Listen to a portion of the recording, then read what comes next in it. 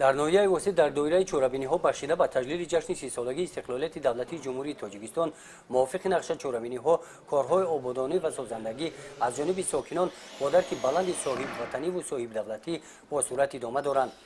در جامعه دهات توگرک دهه صلح‌آباد با پیشنهاد مقامات اجرایی حکومت دولتی ناحیه و دستگیری صاحبکاران محلی تعمیر و از نوسازی مؤسسه تحصیلات میانه عمومی رقم 20 شروع گردیده است.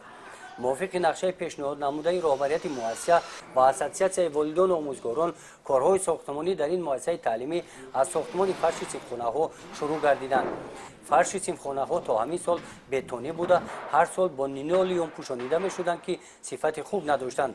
جای لینولئوم را اکنون فرش چوب و تخته عوض می‌نماید.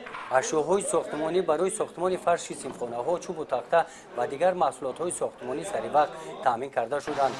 در کارهای ساختمانی 50 نفر ساکنان محلی با راه حشر جلب کرده شده حشرچیان مقصد دارند تا آغاز سال تحصیل ساختمان فرش 7 صنفخانه را ساخته به استفاده می‌دهند. با دستگیری صاحبکاران و اساتید والدین آموزگاران مکتب در مکتب کارهای زیادی با انجام رسیده استاده است. صاحبکارانی که دستپرور همین مکتب میباشند دستگیری کلان کرده آنها برای مکتب ماتریال های ساختمانی روان کردند. ماتریال های ساختمانی روان کرده در تعمیر مکتب باشد و تمام پدر مادران هم با طور حشر آمده یاری خود را رسانده ایستادند.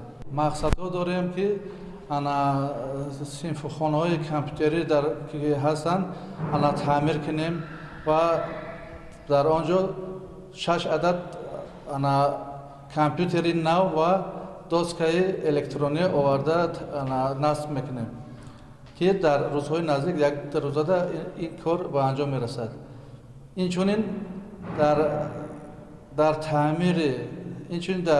تعمیر راهروی مکتب و ساختن راهروی مکتب آمادگی داشتیم.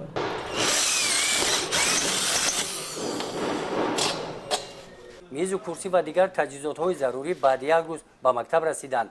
بعد انجام کارهای ساختمانی صنفخانه‌ها با این میز و کرسی و مبل‌های نو تامین کرده شده برای تعلیم با صفت همه شرایط‌ها فراهم آورده می‌شوند.